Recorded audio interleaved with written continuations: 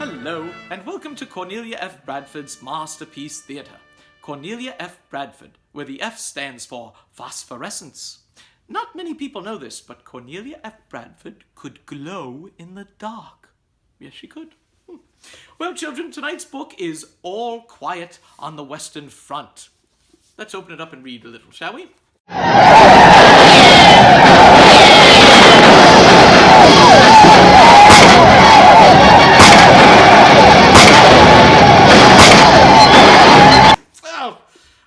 Terrible quiet.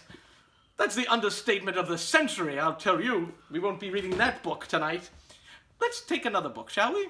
A Bed for Winter. Oh, that's a big book, and it's nice and quiet. A Bed for the Winter by Karen Wallace. A fluffy-tailed dormouse stops by a meadow. Cold rain is falling. Soon snow will be coming. The dormouse is looking for somewhere to sleep. She needs a bed for the winter. Well, boys and girls, here we are in a meadow. And you know who makes their home here? Cute little mice, deer, and apparently cows. Ugh. Yes, cows also make their home in a meadow, boys and girls. Whew. That cow must have had beans. Ugh. A squirrel gathers leaves high in a tree. He makes his nest warm for the cold winter weather. But a nest in the treetops is too high for a dormouse. The dormouse looks up, then scurries by. Here we are by a tree, boys and girls. Yes, a tree. And do you know who lives up in a tree? In a nest, boys and girls? Yes, a bird. Oh, you'll never find a nicer creature than the bird, boys and girls. That's... Oh,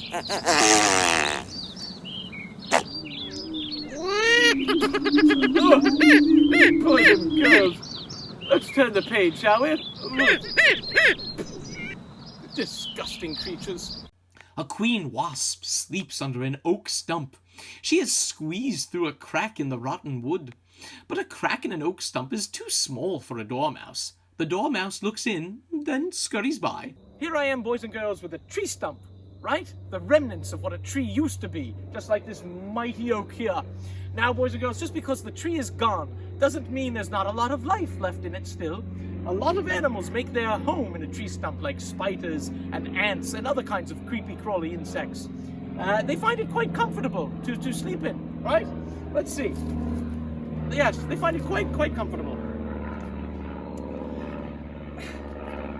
I, however, do not. Oh, my gluteus maximus. Oh, dear. Oh. A golden-eyed toad sleeps under a stone. It is muddy and wet, and the toad's skin is cold. But it's too wet for a dormouse under a stone. The dormouse looks in, then scurries by. A mother brown bear sleeps in a den. She is furry and warm. She stretches and yawns. The dormouse looks in. The bear's teeth are huge. The dormouse trembles, then scurries by. Here I am, boys and girls, in front of a den. Now, it's like a big cave, and a bear sleeps and hibernates in this cave. And I think I'll go in and take a peek. Oh, this looks awfully familiar, boys and girls. Oh yes, I remember what happened last time. Yes, I was in the hospital for weeks. I think I'll go away quietly, as to not wake our friend the bear. Bats hang in a cave and cling to the rock. They huddle together and sleep through the winter. The cave is damp and dark. It's too cold for a dormouse. The dormouse looks in, then scurries by. A family of rabbits hop into their burrow. They live underground when the weather is cold. But there are too many rabbits to make room for a dormouse. The dormouse looks in, then scurries by. An owl with sharp claws flies over the meadow. He is hungry and watchful. He is hunting for mice. The owl swoops. The dormouse hides in a bush. Where can she find a safe bed for the winter? A deer comes to the meadow. She nibbles the grass. Her coat has grown thick for the cold winter weather. The dormouse shivers in the wind, then scurries by. A storm is coming. The sky has turned black. Bees fly to their hive. Ants run to their nest. The dormouse waits under a branch for the storm to pass by. Where can she find a safe bed for the winter?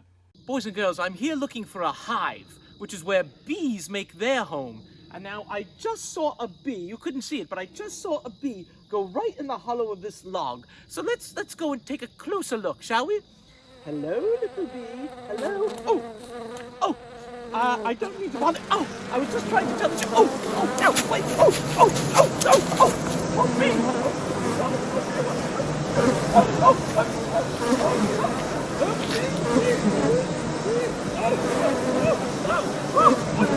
A snake slides through the grass. He has hungry black eyes. He stares at the dormouse. His tongue flicks in and out. The dormouse is trapped. She's too scared to move. The snake slithers closer. His forked tongue comes nearer. Boom! Thunder rumbles. Crack! Lightning flashes. The snake stops for a second, then shoots into the grass. The dormouse runs through the meadow. Her heart pounds like a drum. She climbs up a tree trunk. She crawls into a hole. She finds a place that is safe and dry. Hello, boys and girls. Here I am in a tree trunk. This is where squirrels live, right? Now, squirrels store their nuts for winter in the hollow of most tree trunks, just like this. And before they store them in here, they stuff them in their cheeks, just like this. And that's how they do it. They carry them up into the trees. They find a little nest, which is usually made out of leaves and twigs and bark. And they just go along and fly in here.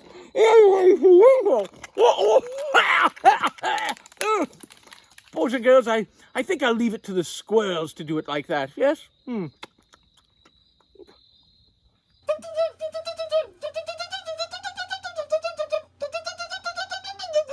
Snow falls on the meadow. The ground is frozen and hard. Snug in the tree hole, the dormouse is sleeping. Her long, fluffy tail is wrapped tightly around her. Her search is over. The dormouse is safe. At last she has found her bed for the winter. Here's our picture word list: meadow, cave, nest, burrow, stump, hive, den, tree trunk. The end.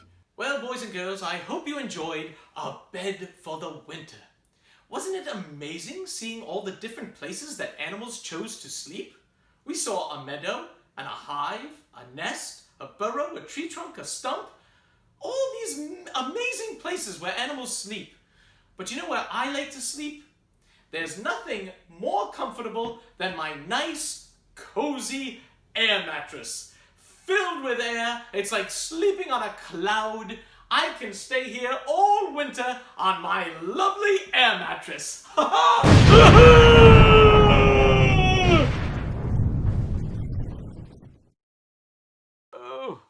my head. Oh, no. Oh, this is terrible. Oh, dear. Oh, looks like I should stop filling my air mattress up with hydrogen. Oh, this is just awful. Well, I'll see you next week on Cornelia F. Bradford's Masterpiece Theatre. Oh, who's going to clean up this mess? Oh, dear. Oh, no. Oh, looks like I'm going to have to sleep in a meadow, or a den, or a burrow. Oh, move over, bunnies. Move over, you rabbits, you. Oh, no.